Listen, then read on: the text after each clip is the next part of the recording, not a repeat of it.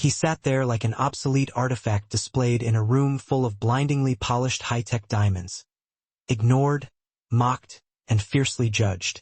To the uniformed staff at the Obsidian, New York's most relentlessly exclusive dining establishment, he was a nuisance, an oil stain marring the sheen of their perfect evening. They shared cynical snickers about his outdated, albeit clearly well-made, gray suit. Their eyes rolled toward the heavens when he politely requested water. But the staff did not know who he was. They were oblivious that he commanded an empire, and that a single phone call from his pocket could not only buy the entire city block they stood upon, but the entire parent corporation of their restaurant. And they certainly never expected the quiet waitress, the one they all relentlessly bullied, to lean in and whisper a few simple words in flawless, educated Japanese that would bring the quiet billionaire to the verge of tears and simultaneously bring their arrogant floor manager crashing to his knees. What followed wasn't merely simple justice. It was a perfectly executed masterclass in industrial-grade karma. The rain over Manhattan didn't just fall. It felt like a biblical deluge, a catastrophic effort to scrub the city clean of its excesses. It hammered relentlessly against the floor-to-ceiling glass windows of the Obsidian, a venue so exclusive that reservations were commonly inherited across generations rather than merely booked on a website. Inside, the air was heavy with the costly bouquet of truffle oil, supple aged leather, and the invisible weight of truly old money. It was a realm where a single bottle of Bordeaux cost more than a family's annual food budget, and the clientele sported Swiss timepieces worth more than most people's primary residences. Harper adjusted her stiff, black apron, trying to smooth out a non-existent wrinkle. Her feet were screaming in protest. She had been on a brutal double shift for 3 days straight, covering for Tiffany, whose migraine looked suspiciously like a lavish beach trip on Instagram. Harper never complained, though. She couldn't afford the luxury. Her mother's medical bills were piling up high on her cramped kitchen counter, a suffocating monument to her chronic anxiety. Every single tip, every painfully earned extra hour, was a desperate lifeline. Harper, table 4 needs water now. Stop wasting time daydreaming. Gavin snapped the order, his voice a low, toxic hiss as he swept past her. Gavin was the floor manager, a man who wore custom suits that were painfully too tight and a cheap, overpowering cologne that always seemed to precede his arrival by a solid 5 minutes. He treated the back-of-house staff like disposable machinery and the affluent customers like infallible deities. To him, Harper was just a cog in the operation, always in need of forced oiling or timely replacement. On it, Gavin, Harper muttered, keeping her head bowed submissively. The restaurant was starting to buzz with the evening rush.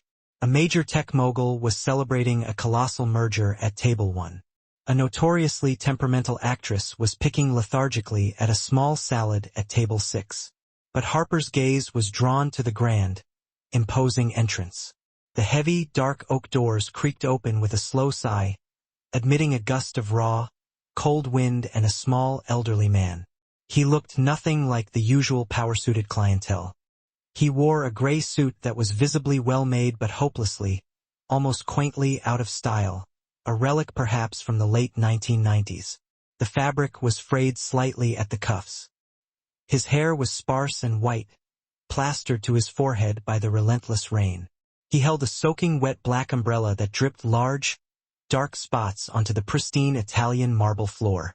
The hostess, a tall, statuesque woman named Chloe, who considered herself the rigorous gatekeeper of the city's elite, didn't even bother to look up from her iPad initially. When she finally did, her perfectly sculpted lip curled into a fleeting micro-expression of absolute disgust.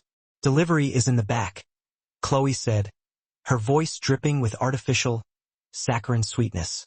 The old man blinked, looking genuinely confused by the hostility. He bowed his head slightly, an involuntary reflex. "No delivery," he said, his English thick with a heavy, deliberate accent, slow and precise. "I eat dinner." Chloe looked him up and down, a scathing appraisal. "Sir, we are completely fully booked. Reservations are required many months in advance. I'm afraid you will have to leave."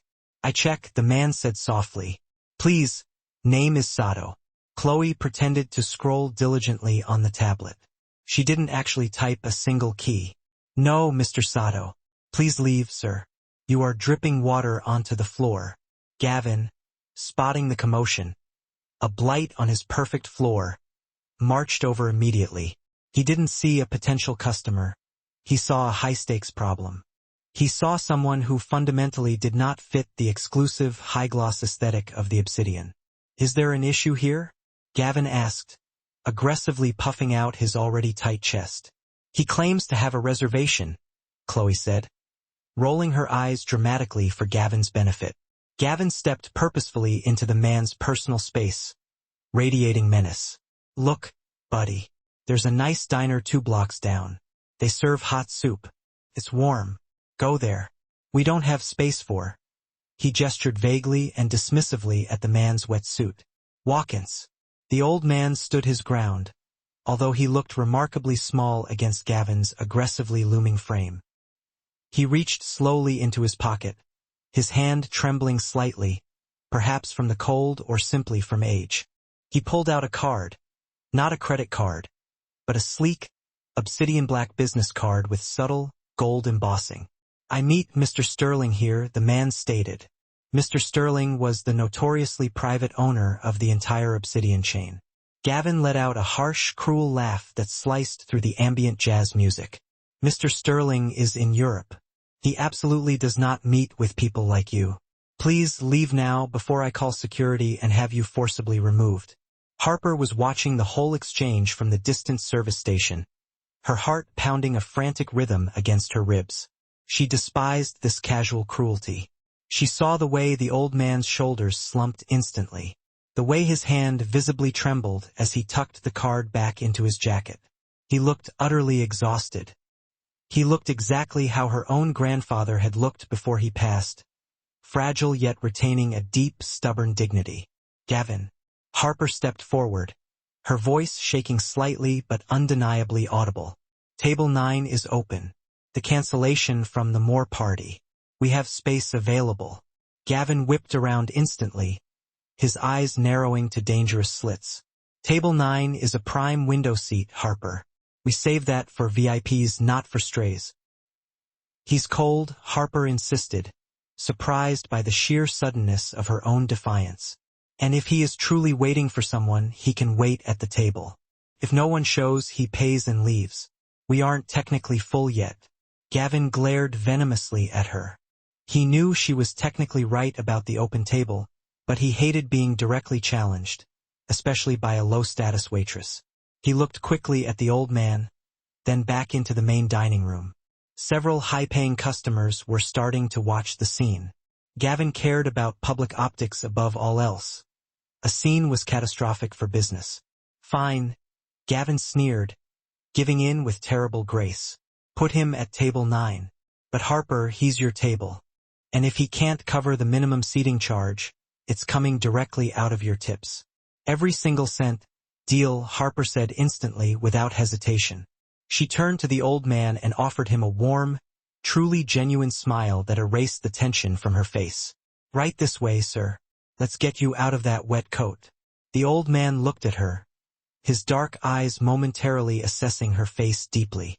For a brief second, the confused fragility vanished, replaced by a sharp, piercing intelligence that startled Harper. Then it was gone. He bowed again, slightly lower this time. "Thank you," he whispered. Harper led Mr. Sato to table 9. It was indeed a prime spot, offering a spectacular, panoramic view of the rain-slicked city streets and the glittering chaos of Manhattan. She carefully helped him off with his damp coat, taking professional care to hang it where it would dry, ensuring it did not touch the spotless marble floor. "Water, please," he said as he carefully sat down. "Hot water." "I can bring you some herbal tea, sir?" "We have a wonderful calming blend," Harper suggested, trying to upsell slightly. "Just hot water," he insisted gently. Harper nodded. "Of course." As she walked back toward the kitchen, she passed Tiffany, who had miraculously recovered from her sudden migraine, and arrived fashionably late, looking perfectly made up and unrepentant. "Oh my God, Harper." Tiffany giggled, leaning against the counter. "Did you really seat that homeless guy?" Gavin is absolutely furious. He says you're actively trying to ruin the ambience. He's a paying customer, Tiffany, Harper said, grabbing a crystal water glass and a ceramic teapot designated for tea service. And he's polite, which is a lot more than I can say for the tech bro at table 4, who just grabbed my waist. Whatever, Tiffany said, checking her reflection in a silver spoon. Just don't expect a tip. Actually, you'll probably have to pay for his meal. Hope it was worth it, Saint. In the kitchen, the famously volatile head chef, a tempestuous man named Marco, slammed a heavy pan down in frustration. Who ordered just hot water? This is a Michelin-starred establishment. Not a damn spa. I need tables turning. I'll handle it, chef, Harper said quickly, pouring steaming hot water from the industrial urn. He's just warming up. She returned to the table. Mr. Sato was staring intently out of the window, his hands clasped neatly on the white linen tablecloth. He looked profoundly lonely. The other diners were loud, laughing boisterously, clinking glasses in celebration, utterly absorbed in their insulated worlds of generational wealth and influence. Mr. Sato was an island of absolute silence. Harper poured the hot water into his cup. Here you are, sir. Is there anything else I can get you to start? A menu? Mr. Sato looked at the leather-bound menu she offered. It was printed only in French and heavily truncated English, listing items like foie gras tranche and Wagyu A5 tartare. The prices were conspicuously absent, a classic silent sign that if you had to inquire about the cost, you certainly couldn't afford it. He sighed heavily. Too much, he muttered. Just soup. Simple soup. We have a consommé, Harper said readily. It's very light. Okay. And rice. We have a saffron risotto. No. White rice. Plain. Harper hesitated significantly. They didn't truly do plain anything here. I'll ask the chef, sir. When she went back into the kitchen, Marco nearly detonated. Plain white rice. Who does this peasant think he is? I don't cook cafeteria food for high society dropouts. Please, chef. Harper pleaded, desperation in her voice. Just a small bowl. Charge him for the risotto. I'll cover the difference myself if he complains. He just wants something simple and warm. Marco grumbled loudly, swearing inventively in rapid-fire Italian. But he begrudgingly threw a small handful of rice into a fresh pot.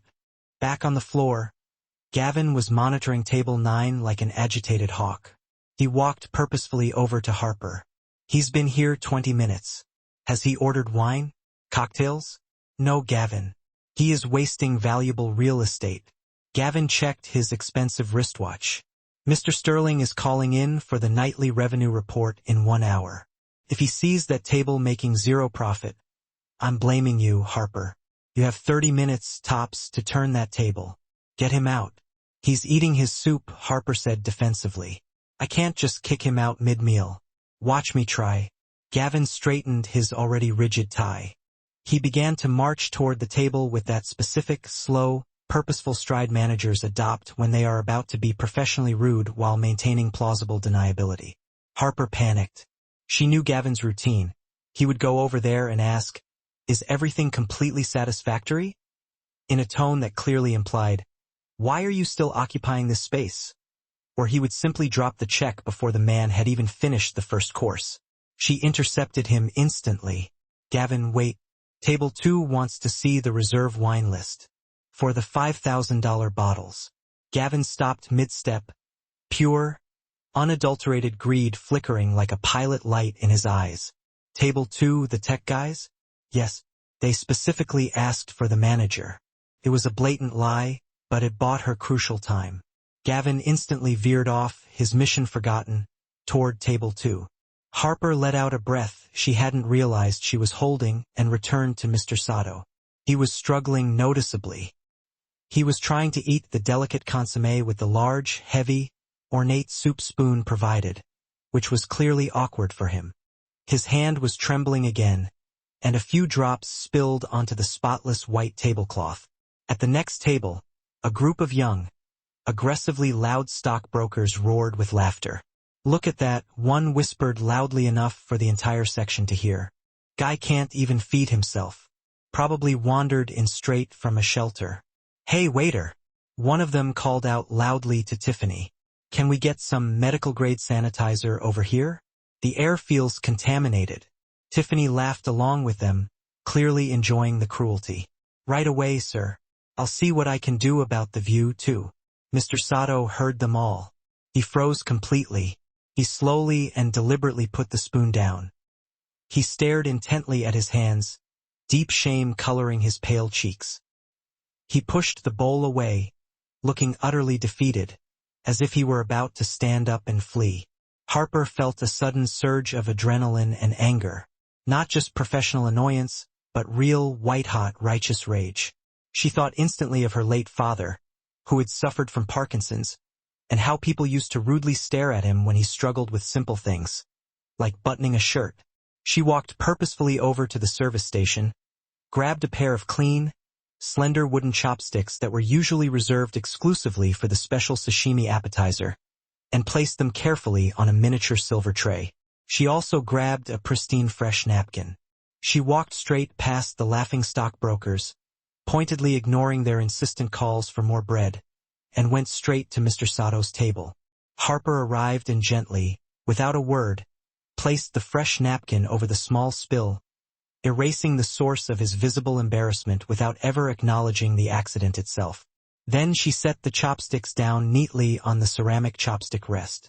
"I thought these might be more comfortable for you, sir," she said softly, her voice barely audible above the restaurant noise. Mr. Sato looked intently at the chopsticks, then slowly up at Harper. His eyes widened slightly in surprise. "You have hashi?" "We keep them for the sashimi course," Harper smiled sincerely. "But I think they work better for almost everything, don't they?" He picked them up. His grip was instantly steady and certain. The involuntary trembling stopped immediately. The familiarity of the simple tool seemed to instantly give him back his lost dignity. He nodded slowly, a deep, appreciative acknowledgement. "Thank you." He ate a small amount of the plain rice. Then he looked back up at her. "You are very kind. Not like him." He gestured subtly toward Gavin, who was currently fawning obsequiously over table 2. "He's just stressed," Harper lied reflexively. "Is the soup okay?" "It is cold," he admitted honestly. It wasn't physically cold. It was still steaming. But Harper realized immediately what he truly meant. It was cold in spirit. It was a lonely meal being eaten in a hostile, indifferent place. "I can make it warmer," she offered immediately. Mr. Sato shook his head. "No, I wait. I wait for friend." "Mr. Sterling?" Harper asked gently, leaning in slightly. "Yes," he said, "meet here, 8 p.m. Harper checked the large clock by the kitchen door. It was 8:15 p.m. "Sir, I don't want to overstep my bounds, but Mr. Sterling is usually in Europe this time of year." "Are you sure?" he asked. "Today." Mr. Sato reached again into his pocket and pulled out an old, cracked smartphone. He tapped the screen with some difficulty and showed her an email. Harper leaned in to read it. It was indeed an email from a Sterling Partners. Com address. * meeting confirmed. The Obsidian, Deck 22, 8 p.m. sharp. Regarding the acquisition. Harper frowned thoughtfully. The acquisition. She knew rumors were rampant that the entire restaurant chain was being sold, but no one knew the identity of the mysterious buyer. Everyone had assumed it was some faceless conglomerate or a vast private equity firm. "This looks very real," Harper murmured. "But Gavin said." "Gavin does not know everything," Mr. Sato said simply. The heavy accent seemed to momentarily slip away entirely, replaced by a momentary tone of steely, inherent authority. But then he coughed softly, and the frail old man was instantly back. "I wait. Can I have tea? Real tea?" Harper looked at him. She knew the expensive tea they served here was nothing more than bagged dust sealed inside fancy silk pouches. It wasn't real tea, not to someone who truly knew the difference. She glanced around quickly. Gavin was still engrossed, lavishing attention on the wealthy tech guys. "I have some of my own," Harper whispered conspiratorially. "In my locker. My grandmother sends it to me. It's sencha from Shizuoka. Would you like that instead?" Mr. Sato's face instantly brightened. It was the first time he had truly smiled. An open, warm expression. Shizuoka? You know Shizuoka? Harper smiled back, and then, without conscious thought, she seamlessly switched languages. The beautiful, liquid sound of the Japanese words slicing through the heavy ambient noise of the New York restaurant was electric and startling. Mr. Sato froze completely. His chopsticks hovered motionless in midair. He stared at Harper as if she had suddenly transformed into a phantom before his eyes. "Or you can speak Japanese?" he asked, his voice barely a whisper of disbelief. "Sukashi," Harper replied humbly, though her accent was nearly perfect. "Mukashi. Just a little. I studied it extensively in university, and a long time ago I lived there for a bit." It was the unvarnished truth. Before her life had violently derailed, before her father had become gravely ill, and before the monumental debts had piled up, Harper had been a brilliant linguistics student. She had spent a transformative year in Kyoto on a prestigious scholarship. She had dreamed of a future as a translator for the UN. But dreams do not pay for ongoing dialysis treatments, so she was here, serving consommé to ungrateful bankers. Mr. Sato slowly lowered his chopsticks onto the table. He turned his chair fully to face her. The rigid barrier between server and customer evaporated completely. "Your accent," he said, switching back to English but now imbued with a profound, newfound respect. "It is very good. Kyoto dialect. Very sharp." "Yes," Harper affirmed, slightly flushed. "Why you work here?" he asked, gesturing dismissively toward the chaotic floor, to Gavin yelling at a trembling busboy, to the crude, rude customers. "You have talent." "Life," Harper shrugged, checking quickly over her shoulder to ensure Gavin wasn't watching the intimate conversation. "Talent doesn't always cover the rent, Mr. Sato. But I am genuinely happy to use it to make your tea." She hurried off quickly to her locker. When she returned, carrying her personal thermos and a clean, fresh cup, she poured the steaming, grassy green liquid for him. The aroma was immediately distinct, earthy, slightly sweet, and clean, sharply cutting through the oppressive, heavy smell of steak and truffle oil that dominated the air. Mr. Sato brought the cup to his lips. He closed his eyes completely and inhaled deeply. He took a long, slow sip. "Ah," he sighed, contentment radiating off him. "This is home." He looked at Harper, his eyes intensely serious. "What is your name?" "Harper. Harper-san." He nodded slowly. "I will remember this." Suddenly, a massive, suffocating shadow fell over the table. Harper. It was Gavin. And this time he wasn't alone. He was accompanied by the general manager, a man named Brock, who was notoriously even worse than Gavin. Brock was holding a tablet computer and looked absolutely incandescent with fury. "What is that rank smell?" Brock demanded, aggressively wrinkling his nose at the fragrant tea. "Is that outside food, Harper? Are you serving unauthorized outside beverages to a paying customer?" Harper froze instantly. "Sir, he asked for tea and we sell premium tea at $12 a cup." Brock snapped, his voice tight with financial indignation. "You are serving whatever this swill is. That is a flagrant health code violation. And you?" He turned his full, terrifying glare onto Mr. Sato. "Sir, I have just checked our VIP seating list. There is no existing reservation for a Mr. Sato.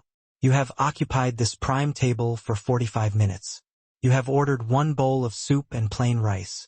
"I wait for Mr. Sterling," Mr. Sato said calmly, setting his cup down delicately. "Mr. Sterling is not coming," Brock announced, his voice booming loud enough that the surrounding tables abruptly fell quiet. "Mr. Sterling is a billionaire. He does not meet with people who wear—" He gestured vaguely and cruelly at the gray suit. "Thrift store rejects." "Brock, please," Harper interjected, stepping protectively between the manager and the table. "He has an email confirmation. I saw it. It looked real. It's probably a forgery." Brock scoffed immediately. "Or a cheap phishing scam. Look at him, Harper. Does he look like someone who conducts multi-million-dollar business with Sterling Partners? He looks like he's here to ask for a donation." Brock leaned down low, placing his hands aggressively on the tabletop, invading Mr. Sato's space. "Sir, you need to pay your tab and leave this establishment immediately. We have actual paying customers waiting for this valuable table." Mr. Sato looked up at Brock. He didn't blink. He didn't look scared anymore. He just looked deeply disappointed. "You wish me to leave?" Mr. Sato asked quietly. "I am telling you to leave," Brock corrected, his authority absolute. Mr. Sato slowly stood up. He reached into his jacket pocket. Brock actually flinched momentarily, perhaps expecting a weapon or an explosive outburst. But Mr. Sato simply pulled out a worn leather wallet. He took out one crisp, new $100 bill and placed it flat on the table. "For the rice and the tea service," Mr. Sato said. He looked directly at Harper, his expression soft. "Arigato, Harper-san." "Sir, you truly don't have to." Harper started, tears pricking the corners of her eyes. "It is okay, Mr. Sato said, his gaze shifting back to Brock, his eyes now hard as polished flint. "You make big mistake today." "Big? Yeah, get out." Brock waved his hand dismissively, focused only on the money. Mr. Sato picked up his wet umbrella. He walked slowly toward the exit with his head held high, though his limp suddenly seemed much more pronounced. Harper felt sick with frustration and helplessness. She watched him go, then looked miserably at the single $100 bill. She looked at Brock, who was already arrogantly signaling for a busboy to instantly wipe down the contaminated table. "Get back to work, Harper," Brock snapped viciously. "And write me up a detailed incident report on exactly why you brought unauthorized outside food into the dining room. That's a final warning." Harper clenched her fists tightly. She desperately wanted to quit. She wanted to unleash a torrent of screams, but she needed the money too much. She bit her lip until she tasted blood and turned back toward the kitchen. But the story wasn't over. 10 agonizing minutes later, the heavy oak doors of the restaurant flew open with a sudden force that rattled the expensive glass. 3 massive men in perfectly tailored dark suits walked in swiftly. They were all wearing professional earpieces and radiating quiet menace. They did not wait for the hostess. They marched straight into the center of the main dining room. Behind them came a man everyone instantly recognized. It was Mr. Sterling himself, the elusive owner. The entire restaurant fell into stunned, immediate silence. Gavin and Brock turned a ghastly, immediate shade of white. Mr. Sterling was definitively supposed to be halfway across Europe. Why was he here? And why did he look completely terrified? "Where is he?" Mr. Sterling shouted, scanning the room frantically. "Where is Mr. Yamamoto?" Gavin stepped forward, visibly trembling. "And Mr. Sterling, sir, Mr. Yamamoto, we don't have a reservation for a Yamamoto. He might be under an alias." Mr. Sterling barked, his face red with panic. "He's the chairman of Sato Heavy Industries. He's buying the entire company. You absolute idiots. He said he was coming here completely incognito to test the service.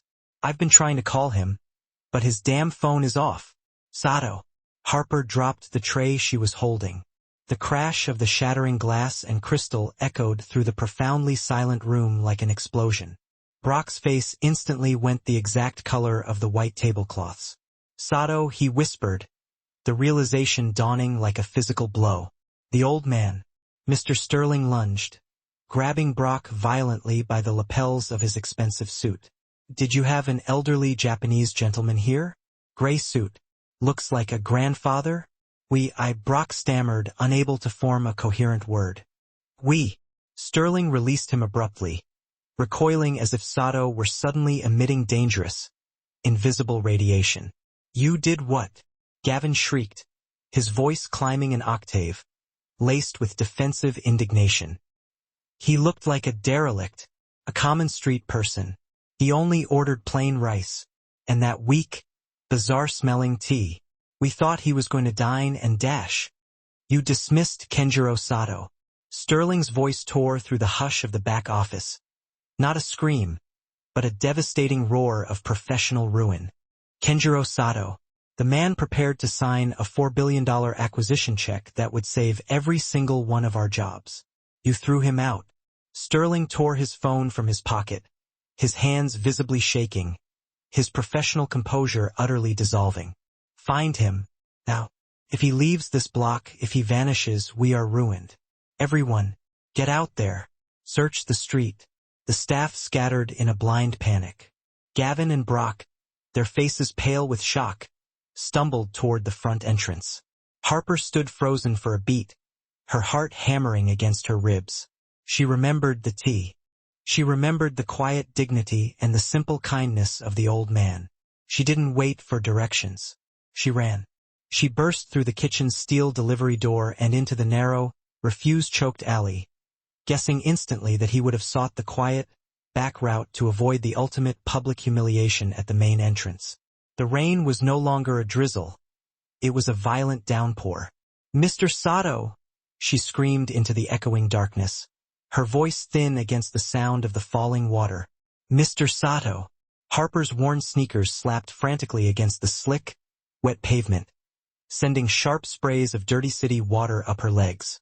The service alley behind the Obsidian was a brutal, stark contrast to the faux velvet luxury of the restaurant's front. It was a suffocating sensory overload. A toxic cocktail of wet cardboard breaking down in the downpour, diesel exhaust fumes, and the heavy, rancid tang of old cooking oil perpetually venting from the kitchen above. This was the raw, unvarnished New York that the Obsidian's elite clientele paid exorbitant sums to pretend didn't exist. She rounded the final corner and hit the main avenue, her desperate eyes scanning the dense, anonymous crowds. The rain was truly torrential now, a blinding curtain of gray that dissolved the streetlights into streaking neon halos. People rushed past, heads craned under umbrellas, fighting a silent war for the few available cabs. "Mr. Sato," she called out again, her throat raw. The wind ripped the call away and whipped her wet hair across her face. She was chilled to the bone, shivering violently in her thin uniform shirt, but adrenaline kept her moving, focused. Her sprint was fueled not by the fear of unemployment. In fact, she was certain she was done working for the likes of Gavin and Brock, but by a fierce, righteous anger. The image of the old man, distinguished yet utterly defiled, sitting alone and cold, was a scorching coal in her heart. She couldn't allow him to leave believing that the callousness he experienced was the absolute culture of the city, or of everyone in that building. She spotted him a block away. He wasn't desperately hailing a cab. He wasn't storming off in a visible rage. He was simply seated on a narrow, cold metal bench at a bus stop, huddled under the minimal overhang that offered barely any sanctuary from the lashing wind. His umbrella had inverted, likely broken by a sudden gust, and he was trying to mend the fractured mechanism with hands that trembled visibly. Harper slowed her jog, easing into a cautious walk, approaching him gently so as not to startle the fragile figure. "Mr. Sato," she gasped, fighting for breath. He looked up. His thick glasses were completely fogged and smeared with rain. He looked smaller than ever, a solitary gray shadow against the overwhelming gray cityscape. When he recognized her, his expression held no trace of anger, only mild, sad surprise.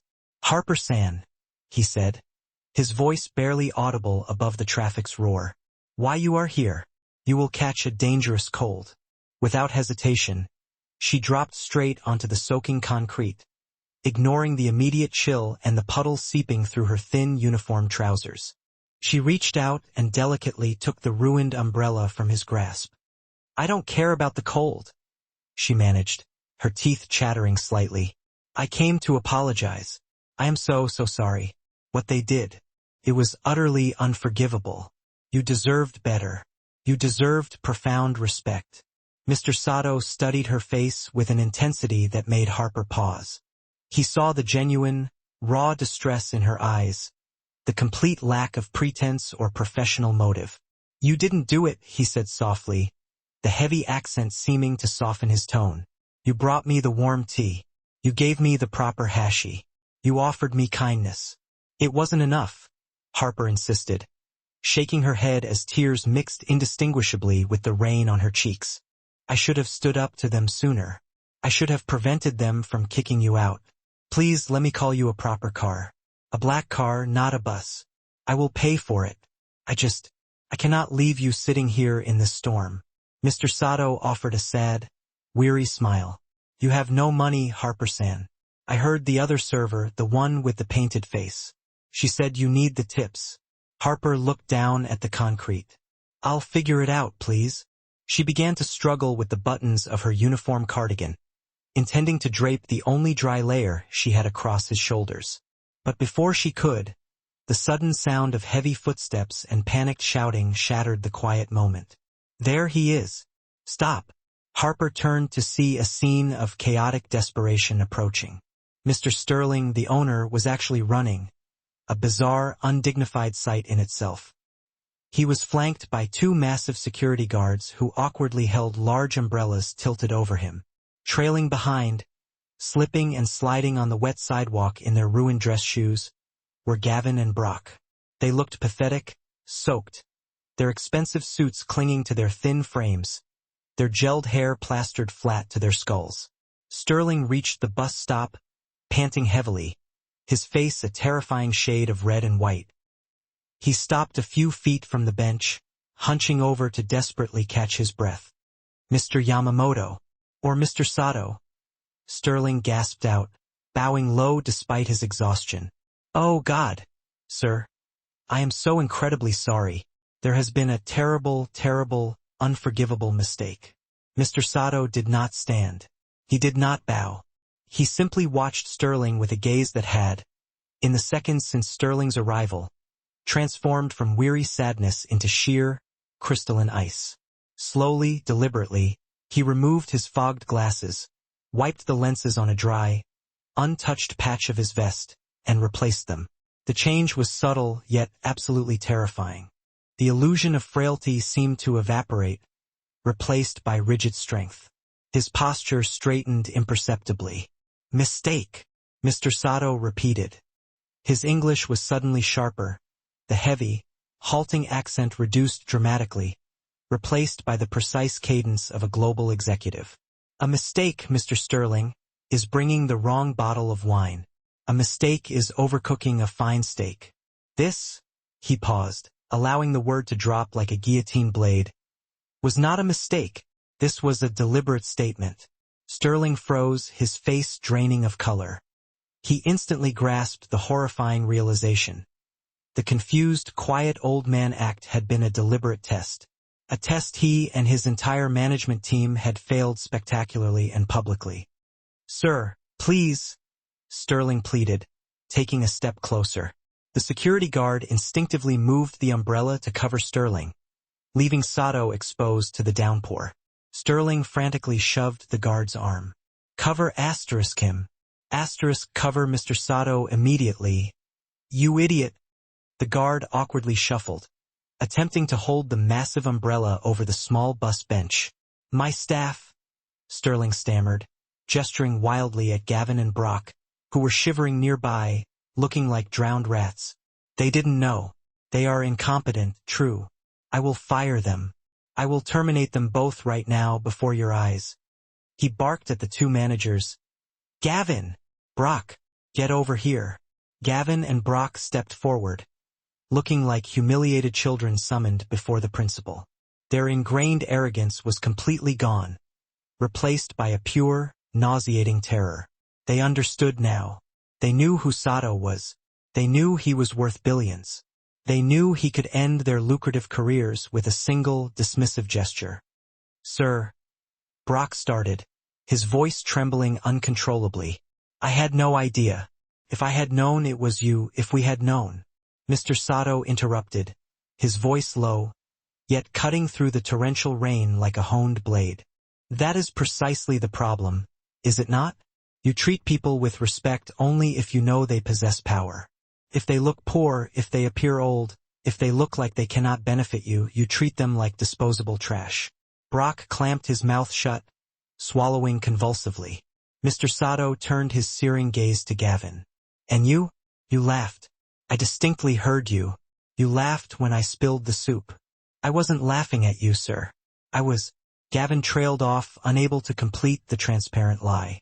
This acquisition, Sato said, turning back to Sterling, his demeanor chillingly businesslike, was contingent on one single factor. I told you, Sterling, I do not buy companies. I buy cultures. I buy people. I wanted to see the heart of the obsidian. He gestured to the wet, chaotic street, and then to the two managers shivering in disgrace. I have seen its heart, Mr. Sterling, and it is thoroughly rotten. Sterling looked physically ill, as though he were about to suffer a heart attack right there on the wet curb. Please, Mr. Sato, we can fix this. The deal, the financing, if you walk away, the bank forecloses on Monday. We lose everything. Hundreds of jobs will be lost. Please give us a single chance. Sato stood up slowly, the movement unhurried and powerful. He glanced down the street at the glow of the restaurant, its warm, inviting lights now seeming deceitful in the distance. Then, he looked at Harper, who was still kneeling on the ground, shivering uncontrollably. He reached down and offered his hand to her. "Stand up, Harper-san," he said gently. Harper took his hand. It was surprisingly warm and immensely strong. He pulled her effortlessly to her feet. "You," Sato said to Sterling, pointing at Harper, "are the only reason I am still standing here. She ran into the storm for me, not because she knew my bank account balance, but because she saw my humanity." Sterling stared at Harper as if truly seeing her for the very first time. "Harper? Yes. Yes, of course. She is our absolute best employee. She is underpaid," Sato stated flatly, "and overworked, and consistently bullied by these two." He jabbed a finger toward Gavin and Brock without even looking at them. "We will fix that," Sterling promised frantically. "Anything. A raise. Promotion." Sato held up a hand, demanding silence. The sudden quiet was heavy, pierced only by the relentless drumming of the rain. "I am hungry," Sato said abruptly. Sterling blinked, confused by the shift. "Hungry, sir? I ordered soup," Sato clarified. "And rice. I did not get to finish my meal. I was rudely interrupted." "We will reopen the kitchen," Sterling cried, his voice desperate. "Chef Marco will make you anything. The Kobe beef, the lobster thermidor." "No," Sato commanded. "I want the soup and the rice exactly as I ordered. And I wish to finish my tea." He looked at Harper. "Do you still have the tea leaves, Harper-san?" Harper nodded, wiping the rain and tears from her eyes. "Yes, sir. In my locker." "Good." Sato buttoned his damp jacket. "Then we return. But things will be radically different this time." He looked at Gavin and Brock, and a cold, calculating light entered his eyes. "You too," Sato said, his voice dropping to a dangerous register. "You will not manage tonight. Tonight you will serve." Gavin's eyes stretched wide in genuine horror. "Serve? Sir, I haven't carried a tray or taken a direct order in a decade." "Then you shall relearn the basic function of your industry very swiftly," Sato countered, turning his back on them. "Because if my teacup remains empty for so much as 5 seconds, the entire deal is terminated." He smoothly took the umbrella from the security guard and held it securely over Harper. "Come, Harper-san," he said. "Let us go have dinner." The return to the Obsidian was a profoundly surreal procession. The privileged customers who had been whispering anxiously about the commotion fell into a dead, absolute silence as the heavy glass doors swung open. They watched, dumbfounded, as Mr. Sterling, the owner, held the door open. Not for a billionaire celebrity or a major politician, but for the ragged, supposedly homeless man he had thrown out 20 minutes earlier. And walking composedly beside the industrial titan, head held high but soaking wet, was Harper. Mr. Sterling clapped his hands once, his voice booming with a desperate, shaky authority. "Everyone, attention please. Tonight we have a guest of the highest honor, Mr. Kenjiro Sato, chairman of Sato Heavy Industries and the future partner of this establishment. We will be closing the floor to new walk-ins. Current guests may stay, but the service dynamic is about to fundamentally change." A wave of shocked whispers erupted across the room. Sato Heavy Industries. The tech investors at Table 2, who had been openly mocking the old man, looked like they were seconds away from vomiting. They knew precisely who he was. They had ridiculed a man who could buy their entire venture capital firm with his loose pocket change. Sato did not even glance their way. He walked straight to table 9, the very same spot he had occupied before. "Clean this," Sato ordered, pointing precisely to the small area where he had sat. Brock rushed forward instantly, snatching a linen napkin. "No," Sato said sharply. "Not with a rag. Reset the table properly. White glove service." Brock's hands were shaking so violently he dropped the heavy silverware twice. The entire dining room watched the spectacle. It was a vicious, public ritual of humiliation. Brock, who normally strutted around the floor, criticizing the fold of a napkin by a single millimeter, was now fumbling like a trainee on their disastrous first shift. Sato sat down. He gestured to the chair directly opposite him. "Harper-san," he said softly, "please sit with me." Harper hesitated. "Sir, I can't. I'm on the clock. It's against protocol to sit with customers." "I am buying the restaurant," Sato said calmly. "I changed the protocol." Harper sat. She felt the searing scrutiny of Tiffany, Chloe, and the entire kitchen staff burning into her back, but she also perceived something else in their wide eyes. A deep, quiet awe. "Gavin," Sato called out without turning his head. Gavin rushed to the table, a waiter's pad gripped tight in his sweating hand. "Yes, Mr. Sato, sir?" "My guest requires a menu," Sato said, nodding toward Harper. "And water sparkling with lime." Gavin turned to Harper. His face was a mask of sheer, agonizing pain. He had spent the last 2 years calling her sweetheart with a condescending sneer, making her clean up his messes, and threatening to fire her for being 2 minutes late. Now he had to serve her. "Yes, right away." "Harper." Gavin choked out the name. "And Gavin," Harper added, a sudden powerful surge of confidence rising in her chest. She remembered every denied break, every petty humiliation. "Ice on the side, please. I don't like it too cold." Sato's lip twitched with amusement. "You heard the lady. Move." Gavin practically sprinted toward the bar. While they waited, Marco, the head chef, emerged from the kitchen. He had removed his toque, a sign of abject humility, and looked utterly terrified. He pushed a service cart himself.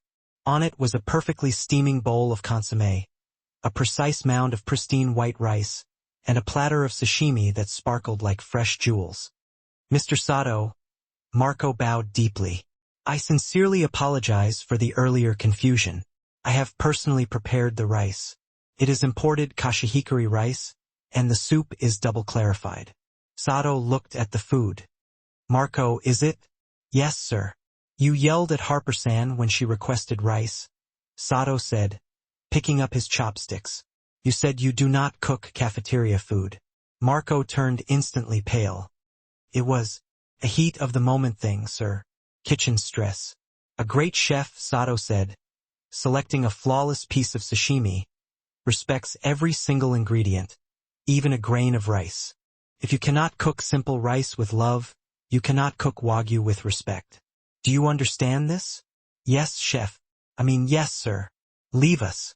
Marco retreated, looking precisely like a man who had just narrowly escaped a firing squad. For the next hour, the entire dynamic of the obsidian was inverted.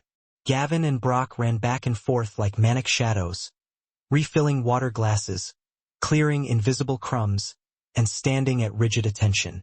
Every time they attempted to slip away to hide in the office, Sato would raise a single finger, and Sterling would bark at them to return immediately to the table. The privileged customers at the other tables stopped their boisterous laughter. They stopped being loud. The atmosphere shifted from one of arrogant excess to a tense, respectful quiet. They realized they were witnessing a judgment being handed down.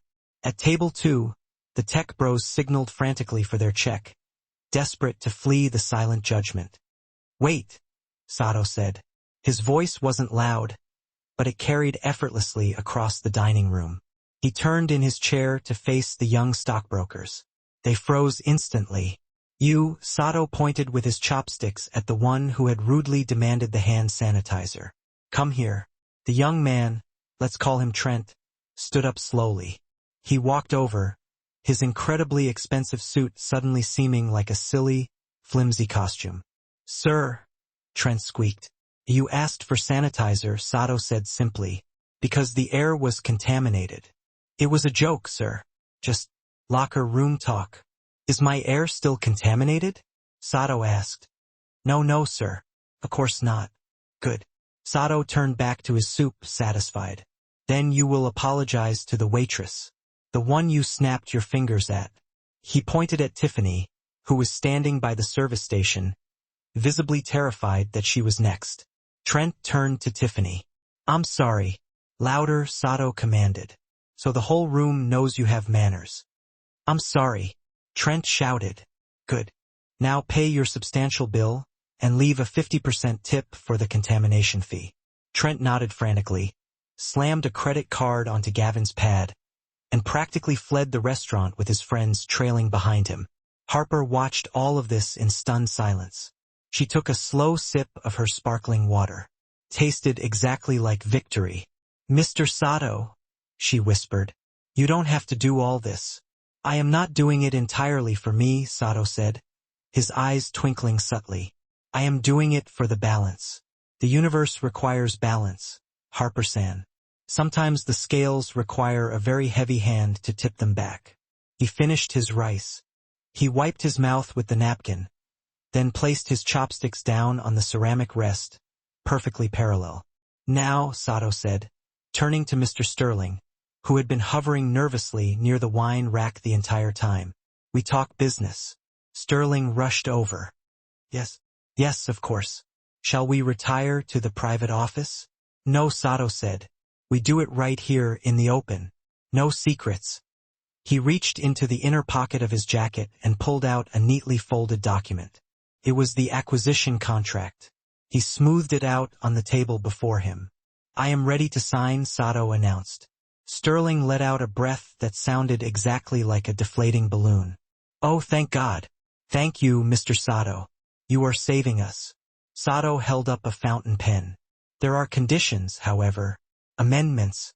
I will write them in now, and you will initial them immediately." "Anything," Sterling vowed. "Name it."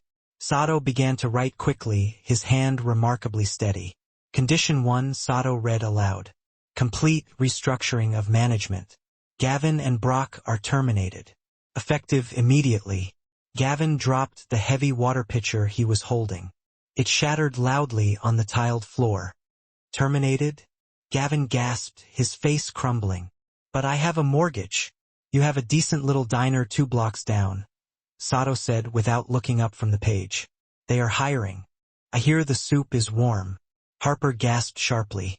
It was the exact line Gavin had used on Mr. Sato earlier. Condition 2, Sato continued. "The core staff, the kitchen porters, the busboys, the servers, will receive a mandatory 20% salary increase, funded by the immediate reduction in executive bonuses." Sterling winced but nodded swiftly. "Done." "And condition 3. Sato finished writing and placed the pen down slowly. He looked directly at Harper. "Harper-san requires a new position." Harper's heart momentarily stopped beating. "I need a liaison," Sato said to Sterling. "Someone who speaks my language. Someone who understands the culture I wish to build here. Someone who possesses omotenashi, the true, genuine spirit of selfless hospitality." He pushed the contract toward Sterling. "I am appointing Harper as the new general manager of the Obsidian." The silence in the room was absolute, profound. "Manager?" Sterling sputtered, momentarily forgetting his immense debt. "But she's a waitress. She has no experience running a P&L. She doesn't have an MBA." Sato stood up, rising to his full, formidable height. He looked Sterling dead in the eye. "She has the only qualification that truly matters," Sato said. "She treated a nobody like a somebody. You can teach a person how to read a spreadsheet, Mr. Sterling. You cannot teach them how to be a human being." Sato leaned in. "Sign it or I walk right now." Sterling looked at Gavin and Brock, who were staring at the floor in utter defeat. He looked at Harper, wide-eyed and shaking on the other side of the table. He looked at the contract. He took the pen and he signed. The signing of the contract did more than just change the ownership of the obsidian. It violently sucked the oxygen out of the room and replaced it with a volatile, charged new atmosphere. The ink was barely dry when Mr. Sterling, looking like a man who had just survived a catastrophic plane crash, turned to Gavin and Brock. "You heard the chairman," Sterling said, his voice entirely void of any sympathy or warmth. "Pack your things. Security will escort you out of the building in 10 minutes. Gavin's face cycled through a spectrum of colors, from pale shock to flushed, desperate rage. He looked at Harper, who was still sitting quietly at table 9, the contract resting heavily before her. "You can't do this," Gavin hissed, stepping toward her. "Her? She's a waitress, Sterling. She barely knows how to use the POS system for refunds, let alone run a multimillion-dollar operation. You're handing the keys to a child." "I am handing the keys to the person Mr. Sato trusts," Sterling said, stepping squarely between them. "And frankly, Gavin, after the despicable stunt you pulled tonight, I wouldn't trust you to manage a lemonade stand. Get out." The walk to the manager's office was the longest, most humiliating journey of Gavin's life. Harper followed him, not out of malice, but because Mr. Sato had quietly instructed her to. "Take the keys," he had whispered. "Possession is 9/10 of the law and 100% of the power."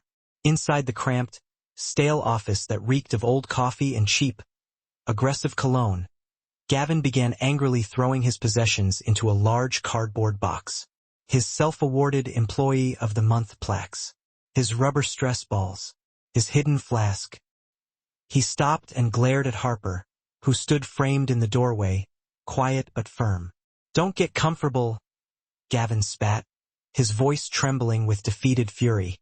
"You think this is a fairy tale? This is New York hospitality, Harper. It's a meat grinder. Sato is eccentric.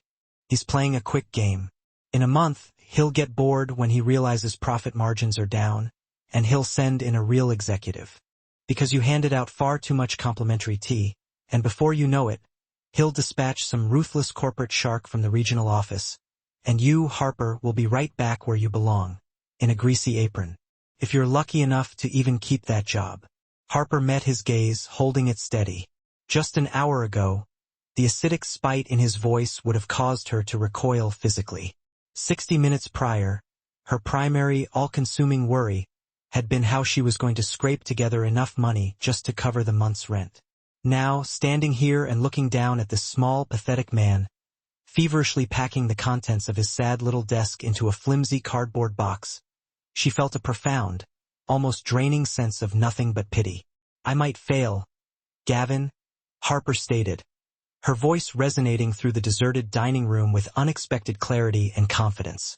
"I might struggle every single day to keep this place afloat, but I will never, ever treat another human being the way you so callously treated Mr. Sto.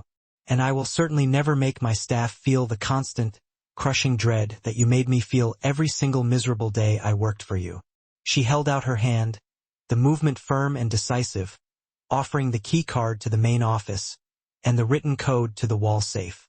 Gavin stared intently at her open palm, his eyes blazing with humiliation. He desperately wanted to lash out. He wanted to scream every vile insult he could conjure. He wanted to throw the heavy desk stapler right at her face. But then his peripheral vision caught sight of the enormous security guard, Brock's recent hire, now simply looming with stoic silence in the hallway entrance. With a sharp, defeated motion, Gavin slammed the key card into her palm, the plastic hitting her skin with a spiteful click. "Good luck, boss." He managed a final, bitter sneer.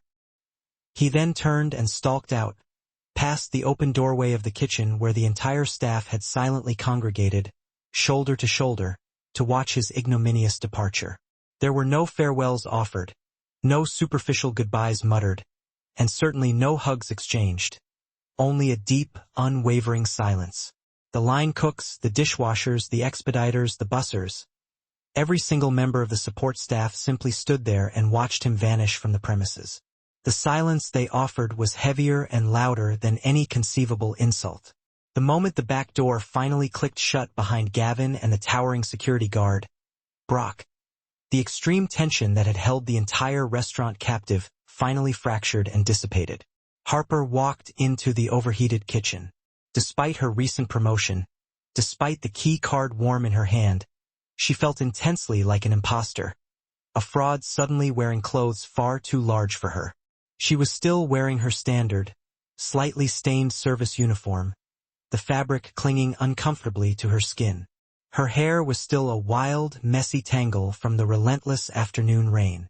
She was clutching the manager's keys, a heavy, cold bundle of metal that felt foreign and burdensome in her grasp. Marco, the notoriously volatile and demanding chef de cuisine, was systematically wiping down his stainless steel prep station, his movements precise and aggressive. He stopped abruptly when he caught sight of her standing there. The usually raucous kitchen became utterly silent, the only sound the faint hiss of pilot lights. This was the defining moment. If the kitchen staff, especially Marco, did not immediately grant her their respect, she was politically and professionally dead in the water before she even started. Harper nervously cleared her throat, trying to summon air into her lungs. "Chef," she began, her voice still a little shaky. "I know this is entirely unorthodox.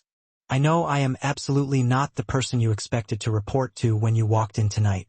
Marco leisurely looked her up and down, taking in the uniform and the frazzled hair, his expression unreadable. He slowly picked up a fresh, folded towel, seemingly taking his time to prolong the suspense. "Harper," Marco finally said, his voice a low, gravelly rumble that cut through the silence. "For 3 years now, you have been the sole server who writes the allergy tickets clearly enough for the prep team to read them correctly on the first pass. You are the only one who consistently manages to avoid blaming the kitchen when a customer is clearly and unequivocally in the wrong. And tonight," he made a sweeping gesture toward the cavernous, empty dining room, "you stood up for the guest's dignity. Gavin only ever stood up for his own pathetic ego." Marco walked deliberately around his station, approached her and extended a hand, a monumental, almost unheard-of gesture from a man whose hands were typically reserved only for firmly grasping razor-sharp knives or aggressively pointing out deep operational flaws. "What are the first orders of business, patron?" Marco asked, his use of the respectful French term signaling his surrender and acceptance. Harper took his offered hand, squeezing it firmly, a surge of adrenaline washing over her. "The first order is that we need to completely remake this menu, from top to bottom. No more charging $50 for a bowl of soup unless that soup genuinely tastes like it's worth $50 and a private jet ride. And Marco," she added, a subtle smile playing on her lips, "Mr. STO specifically requested that rice be included on the menu." "Good rice?" Marco grinned widely, the rare smile transforming his serious face. "I will personally call my supplier in Tokyo tonight and use whatever leverage I possess. We will source and serve only the absolute best rice grain available in the world." "And one more thing," Harper said, turning slightly to address the rest of the staff who were still hovering, quietly watching the exchange. Tiffany was standing near the back pantry door, looking absolutely terrified, bracing herself to be the very next person fired for her previous enthusiastic participation in Gavin's petty bullying. "Tiffany," Harper called out clearly. Tiffany visibly jumped, startled by being addressed directly. "Yes, Harper. I mean, ma'am." "You're not fired," Harper confirmed quickly, noting the flicker of intense relief in the girl's eyes.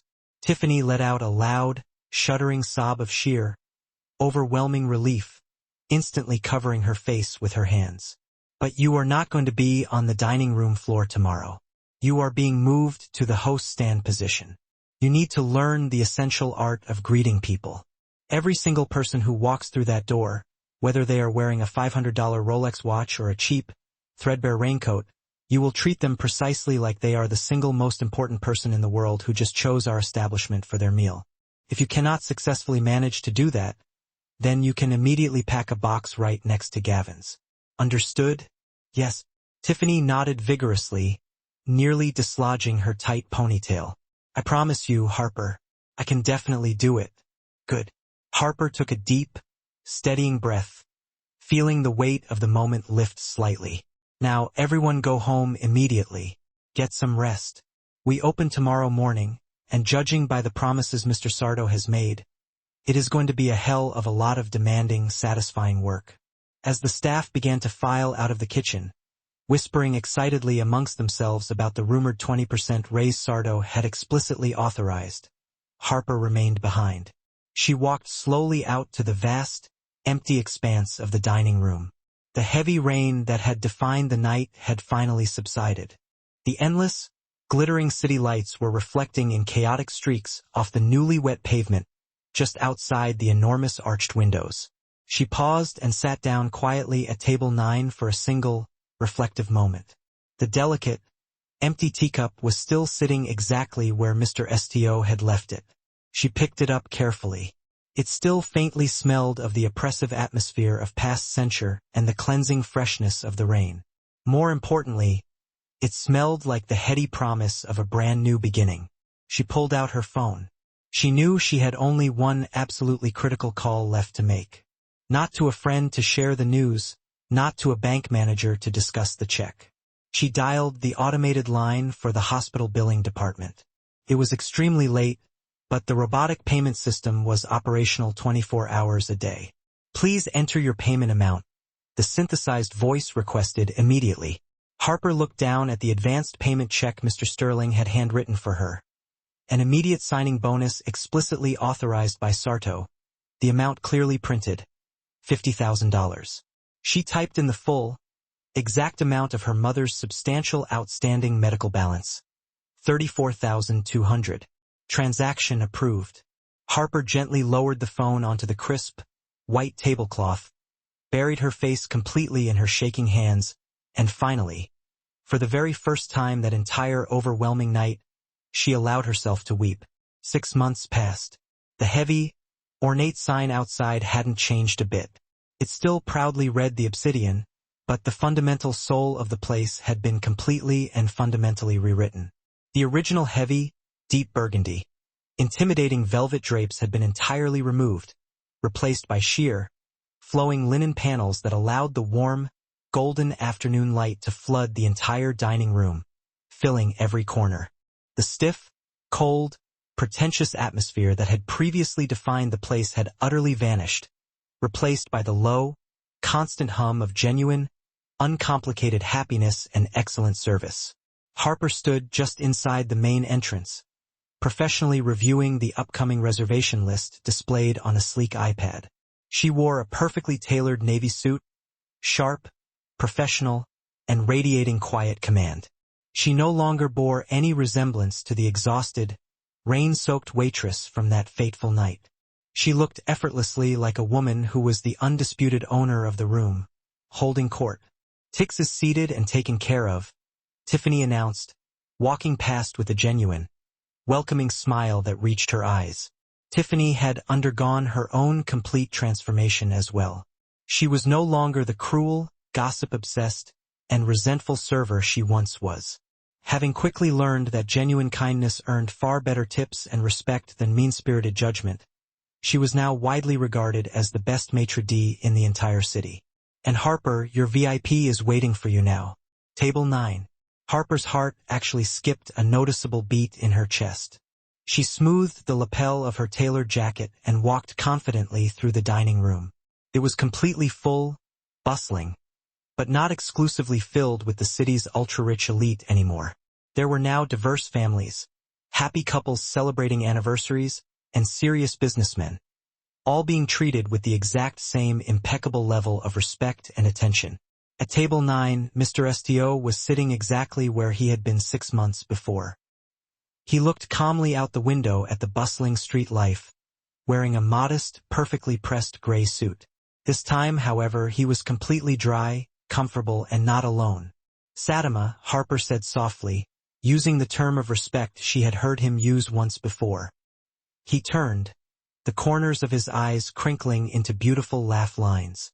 "Harper-san, or perhaps I should formally address you as General Manager Harper."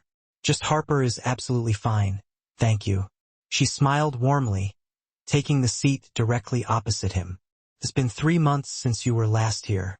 I sincerely hope business in Tokyo was productive." "Boring?" Sarto waved his hand dismissively, his manner characteristically understated. But I read the quarterly reports myself. The profits are absolutely extraordinary. You have genuinely done the impossible, Harper-san.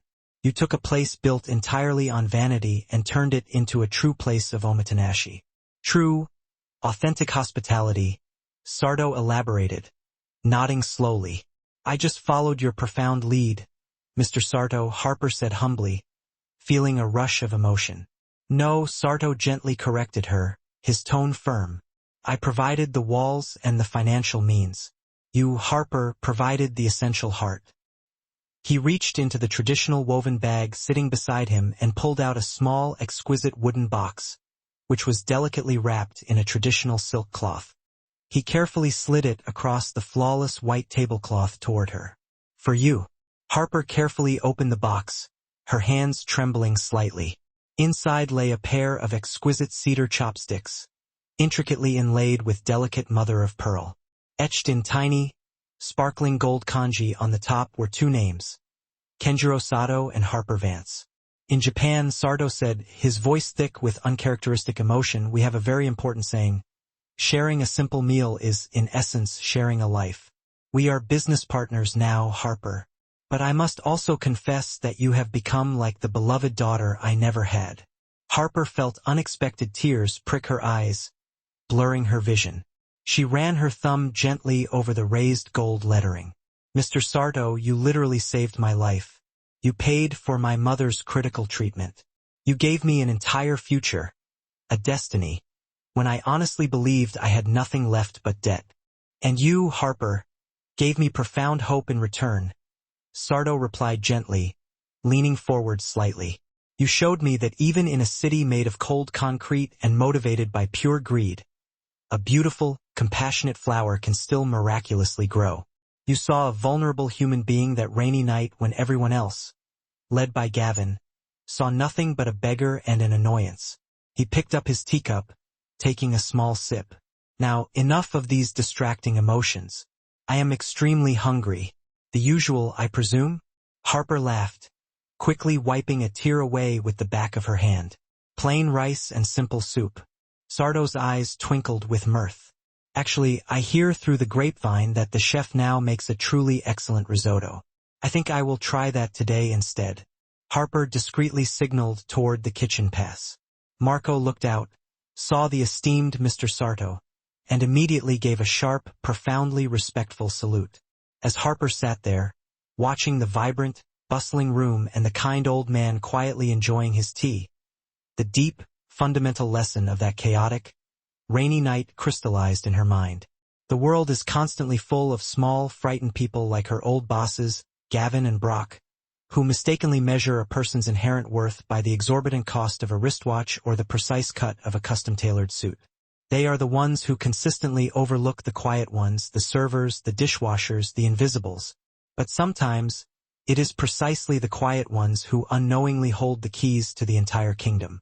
Harper Vance was no longer invisible to anyone. She was fully seen, fully respected, and fully valued.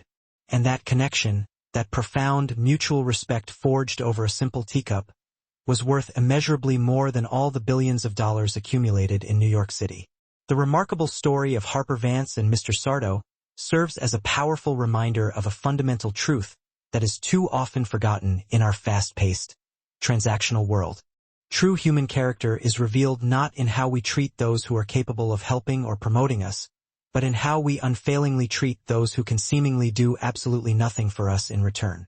Gavin and Brock lost everything they had because they foolishly judged a book solely by its worn-out, unassuming cover, never once realizing that the very man they mocked and humiliated held their professional fate directly in his patient, waiting hands.